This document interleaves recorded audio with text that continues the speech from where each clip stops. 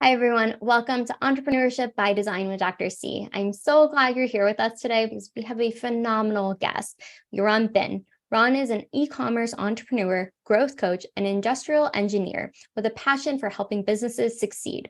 Born and raised in Israel, Ron served in the Israeli Special Forces as a search and rescue operator before pursuing a career in entrepreneurship. In addition to his professional pursuits, Ron is also passionate about Stoic philosophy, personal development, and bodybuilding.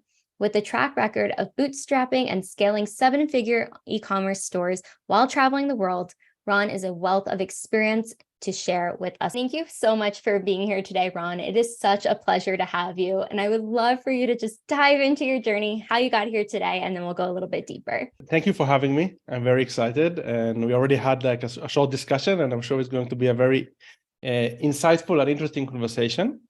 A little bit about me. So my journey starts, I guess, after I served in the special forces in the army. You know, I'm Israeli. You probably realize based on my accent that I'm Israeli. So in Israel, everybody, when they finish their high school, they enlist to the army. And I wanted to test my skills. So I enlisted to one of the Israeli special forces, one of the special units. And after 4 years, I went traveling in South America. And later on, I worked as a bodyguard in northern Mexico, and the traveling bug kind of bit me. And I realized that I like traveling the world and I like seeing different cultures. But it was just an idea. And then I started studying. I studied the industrial engineering. And as soon as I finished my degree, my wife and I, we both finished our degrees in the same year. And mind you, it was a bit late because when in Israel, you start a degree when you're a bit older. So I was already 28 years old. And we decided to go traveling in Southeast Asia. And we were traveling on one of the beaches in Thailand. And we said, okay, we must come up with a plan to come back here as soon as possible. We can't enter the rat race. We can't go back to work in Israel and just live the 9-to-5 life. So that being said, we started out working in a 9-to-5 job, both of us. And I was working in a media buying agency. I was spending approximately $1 million on a monthly basis on Facebook ads. And I realized it wasn't so exciting, and I didn't feel that there was an upside or a downside. And luckily, I met a childhood friend of mine for a cup of beer in Tel Aviv, and he showed me a Shopify screenshot from his dropshipping store, and he told me that he started a store and he was making money as a side gig. Mm-hmm. And until that point, I thought that dropshipping was just BS that gurus are selling, in order to sell courses, but nobody is really making money. Mm-hmm. But it was a childhood friend of mine, and he kind of laid out the system and told me exactly his method. And the morning after, my wife and we decided to build a store. And that same evening, we probably got really lucky. We were able to make our first sale. And this is when we realized, okay, we can make money online. Let's try to build something here. So we kind of explored this media buying and dropshipping and e-commerce. And we both kept on working in the 9-to-5 jobs. And at the evening, we kind of built this side hustle. And after 2 years of consistently seeing profits, and actually the profits from the side hustle were higher than our salaries, we decided to quit. And in 2019, we took this business online, and we left Israel and we started traveling the world. We flew to Thailand, mission accomplished, quote unquote. And since then, we've been doing a lot of different online marketing initiatives, mainly focused on e-commerce, but not only. And that's it in a nutshell. I love it. And I love the diversity too, and just how it really flowed into what you truly wanted and made it happen. And I'm really curious, being in the Israeli Special Forces as well, how did that experience shape your approach to entrepreneurship and business success? Great question. Very interesting one. It's very hard to attribute what specifically, but I think that one of the things that I didn't like in the army was having a commander and having someone boss me around and giving me instructions. Yeah. So I think that was very impactful in a negative way. And I never liked obeying, but in the army I had to obey. But I think this really like made my mind shift towards the fact that I need to be like my own boss. Yeah. No, that's so true, because a lot of times I've heard this from so many entrepreneurs and myself. I don't really like to be told what to do. I want to do it on my own. And like when somebody tells me I'll do it, but I'm very stubborn about it because it's like I have my own ideas about it. And I love that you were able to listen to that. It was a guide of there's something more, something different and going in a different direction. And, you know, it's so interesting because I think a lot of entrepreneurs listening or soon to be entrepreneurs are in that 9-to-5 job and wanting to move out. How did you balance and integrate both working full time, you and your wife, and then also working on the side on your side hustle and your side business? Yes, this is also a great question. I think the transition phase is the most challenging phase because everybody and people approach me and they want me to teach them dropshipping or e-commerce or marketing. And they are all stuck in the transition. They say, okay, I'm working this 9 to 5 and I get home, I'm too tired to start working on my own stuff. And I can definitely relate. So what I did was a bit kind of a hack. I just came to work, did my stuff very, very fast. And while I was in the office, I tried to like build my store. I don't know if it's so, legal, quote unquote, but this is the way I did it. And we realized that we need to sacrifice. So during the weekends, we worked a lot on the business, and we made it a point not to like waste time on watching TV series or we mainly focused on getting this side hustle, like building this, because we knew it's a sacrifice that will eventually turn out to be like a good investment. Yes, absolutely. And that's a part of it, right? That sacrifice of something more. Like you have to give up a little bit for now so you can have that abundant life and be able to go to Thailand and whenever you want and mission accomplished. And, you know, part of that is building. Once you've started to build, what were some of the challenges that you faced when you were scaling your e-com stores, and how did you overcome that? I just want to add like something regarding the sacrifice. There is one quote by Jordan Peterson that I heard a while ago, and it really impacted me. So he basically goes about and he says that you will sacrifice. Sooner or later, you will sacrifice. So it makes more sense to sacrifice early than sacrifice when it's not based on your choice. Because at the end of the day, you need to sacrifice something. So it's either you proactively choose or you just shit hit the fan and then you need to sacrifice. So this was very impactful, at least for me. So I wanted to share this. Yeah, no, thank you for sharing that, because I do agree that's so spot on, where you are sacrificing other things later on if you don't sacrifice now. I'm a firm believer in that. Like I sacrificed a lot when I was getting my doctorate because I was like knowing, okay, when I get this done, I never have to do it again. And all the other sacrifices that everybody's making on a day-to-day basis, it's for something bigger, greater, but you have to choose your hard, basically. Exactly. And I'm also not sure that choosing the term sacrifice is so beneficial. I mean, if we enter the linguistic, if we want to be like very precise, so it's more like investing. You need to invest upfront in order to reap the rewards later. Yes, I like the reframe. Thank you. And regarding a question, I mean, we met a lot of obstacles, and very often these podcasts, they seem as if like I said mission accomplished, and I did like quote unquote, because it's not as if we arrived to like a certain destination, or it's not as if it was easy. There were like many obstacles along the way. I can't even count. But I think as time goes by, you become a bit more resilient to obstacles. So let's say at the beginning, if one of our Facebook ads campaign went like kind of crazy and it blew out like 2000K went down the drain just on Facebook ads. It didn't work, So back in the days, it was like for me, like a big, devastating. But as this happened once, and when it happened the second time, I already was like more prepared for this. So a lot of technical stuff like this. And many, like it's also, we used to work together, my wife and I. So also a lot of challenges with regards to balancing the relationship with the business, who's in charge of what, how we make a distinction between the business and our like personal life. So there are a lot of challenges and lessons learned.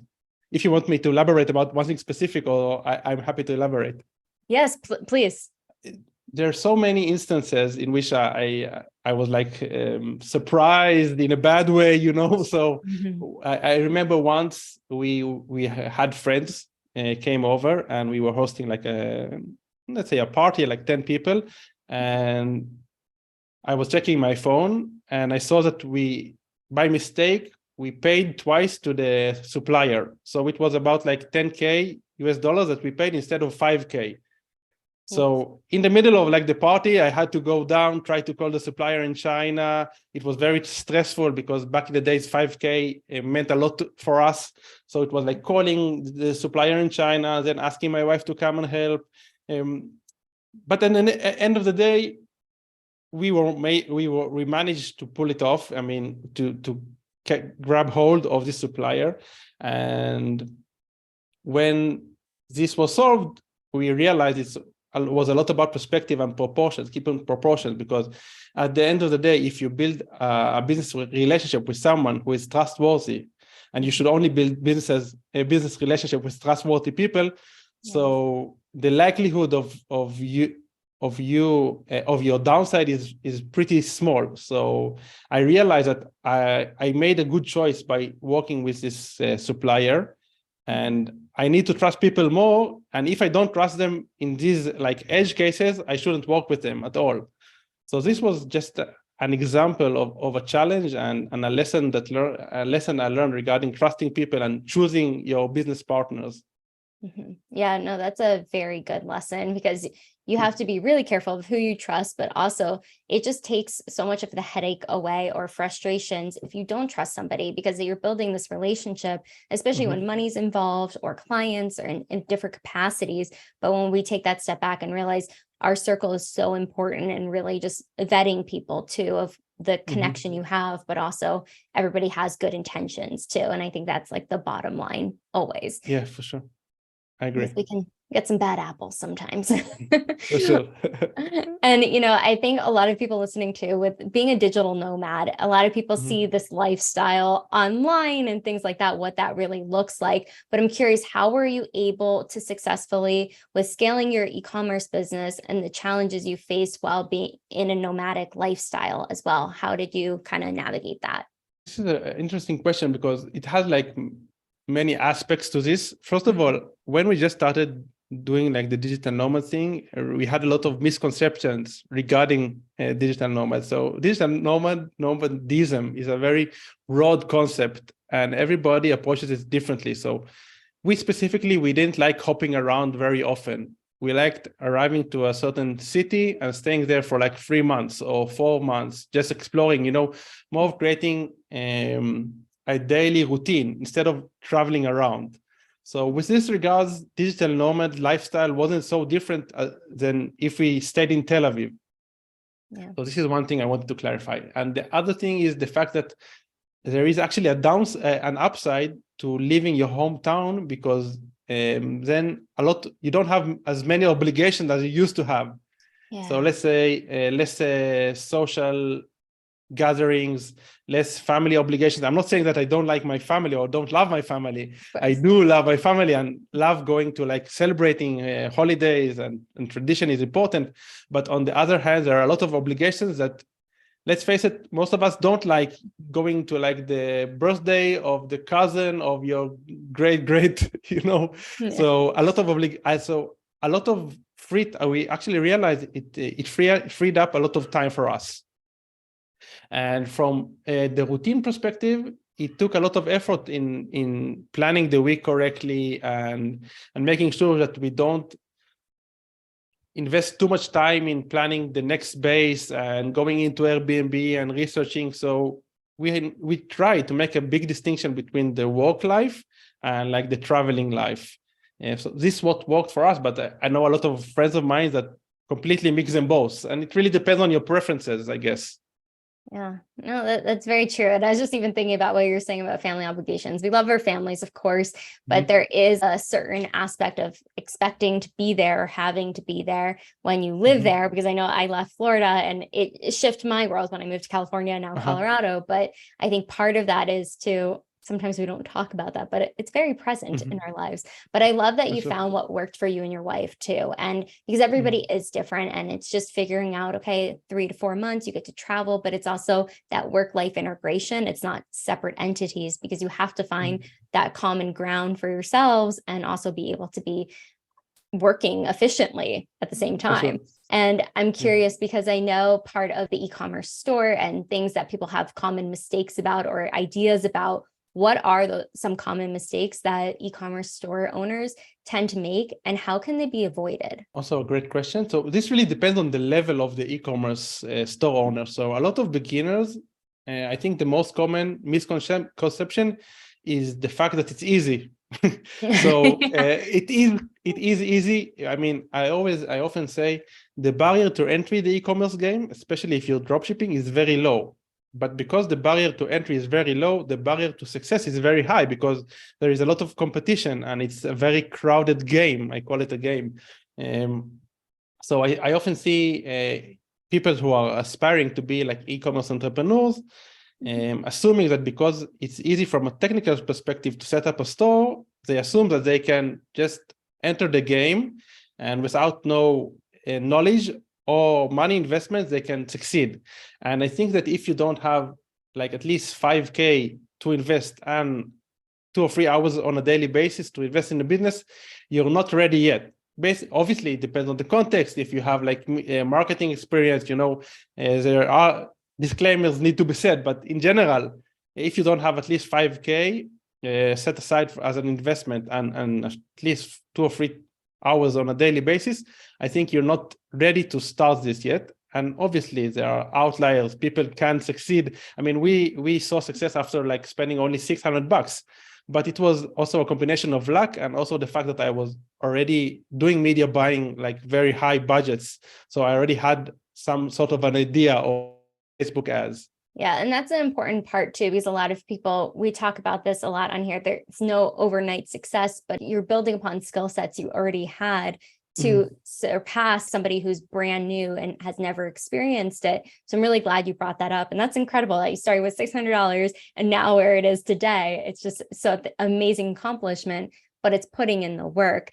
And I know part of what you do is all about automation. How do you approach growth hacking through automation? Can you share like an example of what automation techniques had significant growth for your business? Sure. Yeah. So one of the things, it's kind of, it goes back to the question that you asked me previously. So one of the things that kind of was my North Star back in the days was freedom. Let's say freedom. I don't even know what is freedom, but I kind of aim towards freedom. And an e-commerce business is it can be very freeing up. It can free a lot of your time, because if you hire the right people and you delegate, a lot of aspects can be delegated and can be automated. So I never liked managing people, but there is also a lot of stuff that I don't like doing. So this is why I delegated a lot of stuff. And then I realized, okay, if I don't enjoy managing people so often, and there is stuff that I don't like doing, so I should find a different way to solve this, because some things need to get done. So this is why I went down the rabbit hole of automation. So mostly using softwares, integrating different softwares together and writing some code just to make processes more efficient and effective. Maybe an example that comes to mind, which is also related to one of the failures or obstacles that we had. So I think it was like about 3 years ago. We were spending approximately 5K on a daily basis on Facebook ads, and the Shopify checkout of our store broke. So this means that we spent 5K and nobody was able to buy. So this kind of troubled me. So I couldn't sleep for a few days. Obviously, we solved this, but I was anxious that it will happen again. So I just created a simple automation, which kind of checked the results in the website on an hourly basis. And if the conversion rates, I mean, the amount of people entering the website and buying was too low, it called my phone, even if it was in the middle of the night, just notifying me, listen, the conversion rate dropped, something is wrong, go and fix it. So this is just a small automation that I built. to help me sleep better at night, avoiding any, if there is like any big issues with the website. Mm. That's really good and important too, because I mean, sleep is the number one health thing we can do for Sure. ourselves, but I'm sure just the anxiety around, or not even anxiety, that's the wrong word to use, but just the energy around what you're feeling when you want your business to thrive, but also you don't want money to just be going anywhere. It needs to be directed and funneled the right way. And even with, I know a big part of what you do is with Facebook ads. And I'm just curious, when it comes to small business owners and small businesses in general, what are some of the key strategies you recommend for utilizing Facebook ads, email marketing, and conversion rate optimization that you just mentioned, but to achieve growth? I think that the most important realization as a marketer for me was the fact that, and I'm not the first one who said it, basically Socrates said it 2,000 years ago. I realized that I don't know anything. So Socrates said he knows that he doesn't know. So as a marketer, I've done so many split tests in which I assumed I had an hypothesis that something would work better and it didn't. And I was so often wrong. So I realized that everything needs to be tested. And I'm very strict about how I view data. And I think this is the most important thing that a marketer or an e-commerce entrepreneur can do. Be very strict about data and try to be as objective as possible regarding your performance. And I would tie this down to the fact that everybody's business is different and context matters a lot. So there are a lot of Facebook gurus that give you like different methods, that tactics that might be working for them, but nobody really knows what is working in Facebook ads because it's a black box and the algorithm changes all the time and it's very context dependent. So I wouldn't blindly follow anybody, and I would test everything and see the numbers, track the numbers, and see what works for your business. I think this is the most important lesson that I've learned and try to cultivate in the way I run my business.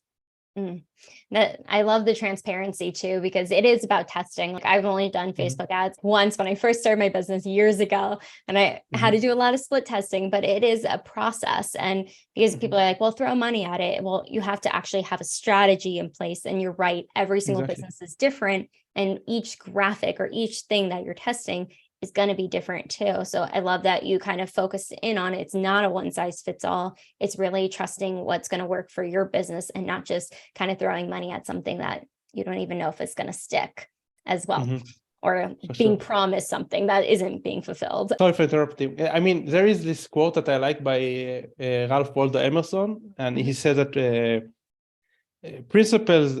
methods are many, but principles are few. And the man that follows principles, I'm paraphrasing, but he basically says that principles are important, but methods, there are many. And if you know the principles, this is what you should stick to. So I try to find the principles that work for me and for my business, but methods need to be tested all the time.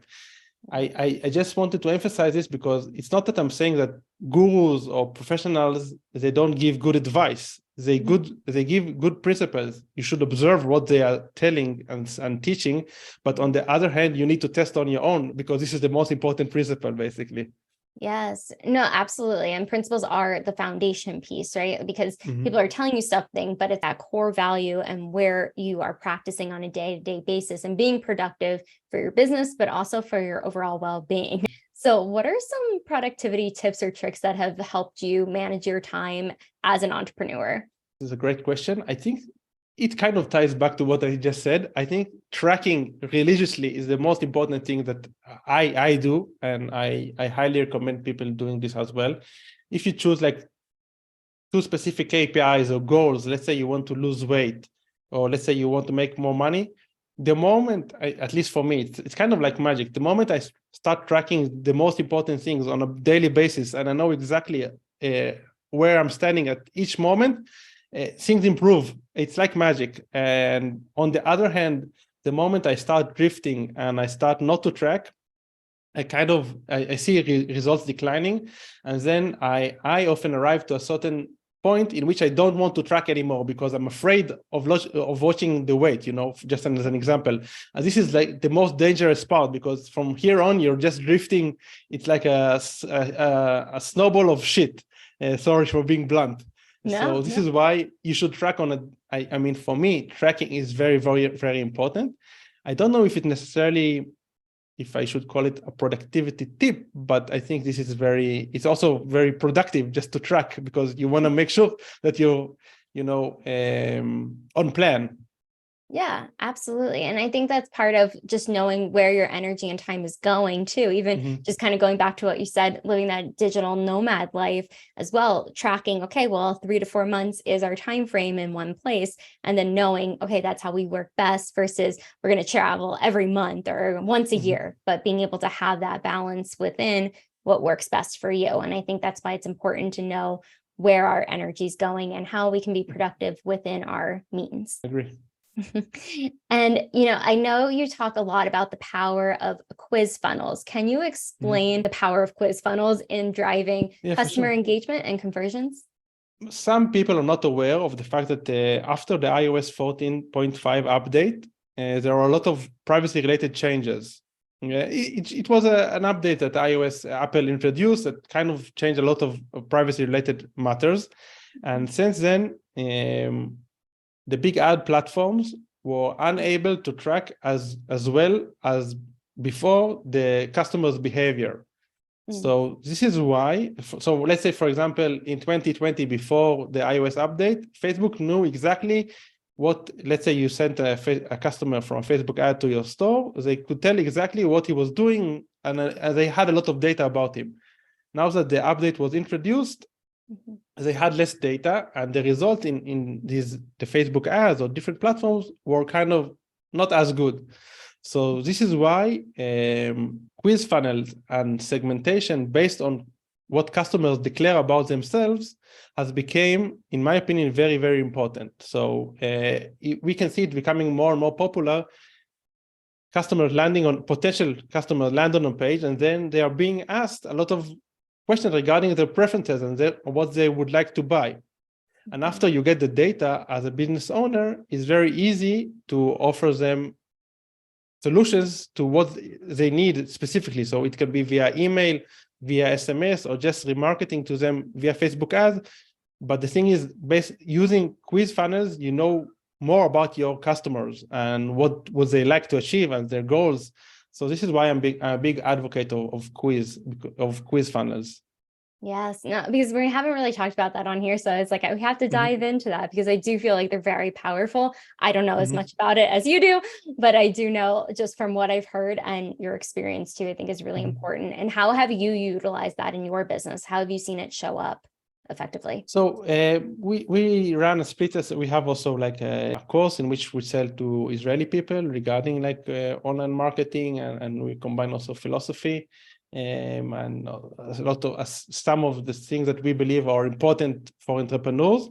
And we did a split test in which we drove traffic to like a landing page with information, and the other variation of the split test was a quiz.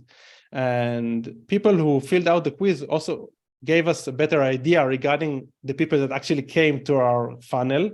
And they also, more of them completed the quiz because it was somewhat engaging. And then it was easier for us to give them a call and try to sell them or convert them, because we already knew more about them. We knew their objections, we knew their goals. So basically, this quiz funnel allowed us to collect data about our prospects. Thank you for sharing that too. It's cool to see that process as well. And, I want to go back to what we were talking about earlier of just the investment piece in ourselves, in our business, and how it takes time to build something great and building assets within our income wise and everything along those lines. But why do you believe it's crucial to focus on building assets rather than solely pursuing an immediate income? Like, how has your mindset shifted from your own journey of entrepreneurship? This is also a great question. There is no right and wrong. It really depends on context. But I think that at the end of the day, it makes a lot of sense to think long term, because I believe that the most important assets that we have is our reputation. And more often than not, if we focus on making money fast, we might do some initiatives that might harm our reputation. And reputation is very hard to repair. So this is one aspect why I think it's very important to have a long-term thinking, because you want to make sure that you're doing things that are ethical and won't harm your reputation from a very capitalistic standpoint. And never mind, it's obviously also better for you as a human being, I guess, but I'm not judging. And also the fact that if you build an asset, at the end of the day, the value grows exponentially, hopefully, or at least linearly. And while you just build a cash cow, which we did this mistake while we were dropshipping. So it's awesome while it's working, but the moment it stopped working, it's a very we won't use the word anxious because you corrected me before. It was a great correction. But it's a shitty day when the cash cow stops working. So I think I wouldn't say it's a waste of time to build a cash cow, because sometimes you just need fast cash. But always have in mind the fact that if you're not building an asset, you're not building an asset, which is, it's pretty self-explanatory. Yes. Yeah. So I guess that's it in a nutshell.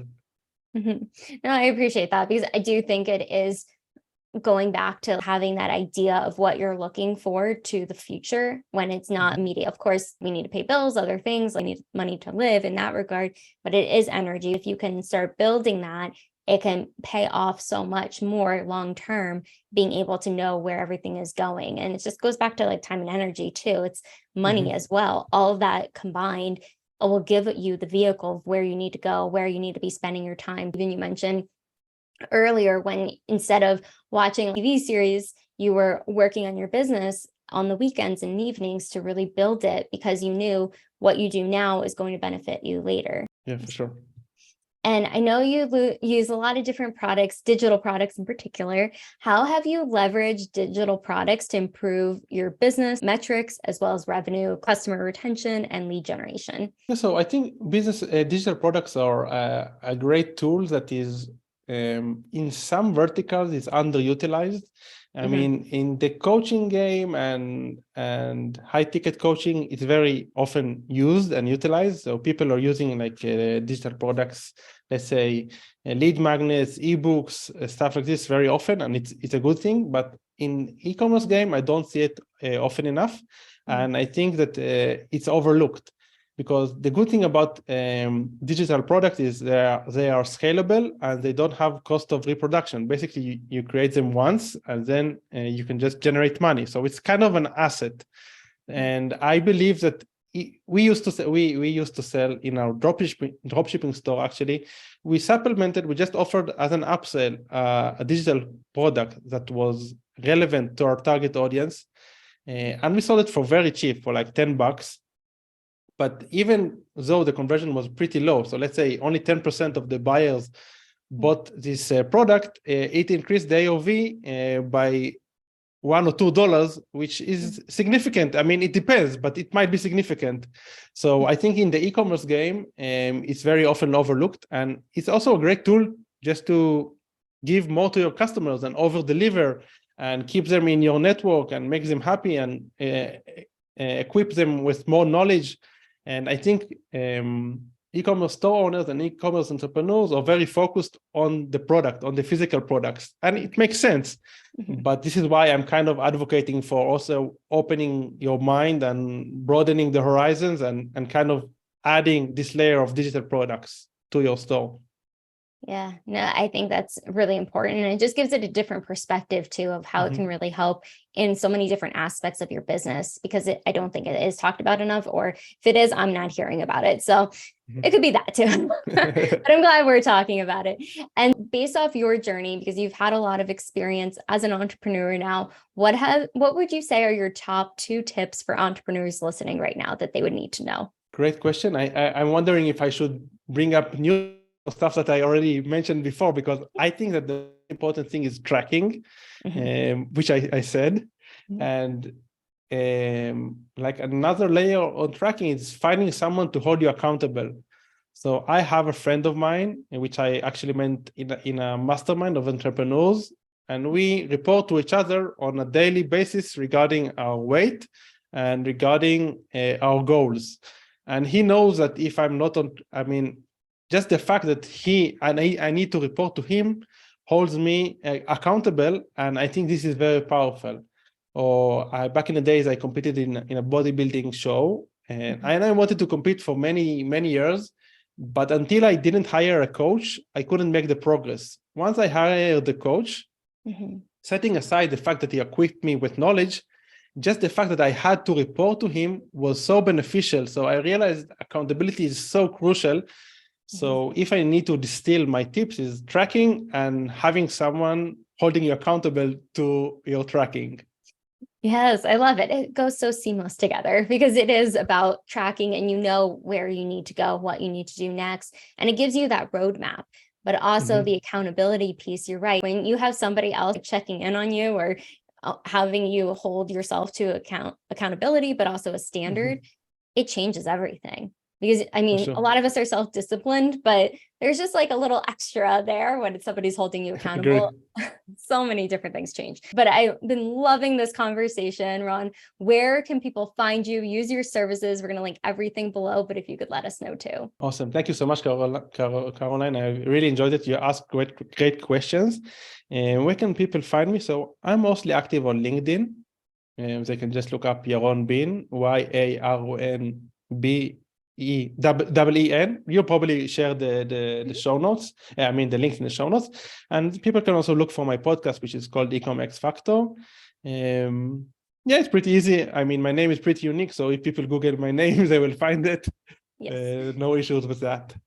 Awesome. Well, Ron, it's such a pleasure to have you. Thank you so much for just coming on, sharing all your wisdom around just automation, digital marketing, as well as the Facebook ads and everything else that you shared today. I know it's going to be so helpful for so many entrepreneurs listening. Take some of the headache out too. If you're lost, you have a little bit more of a roadmap now of tracking. Thank you so much. Make sure to like, subscribe, comment below. What was your biggest takeaway from Ron today? I'm sure he would love to see that. And we will see you on the next episode.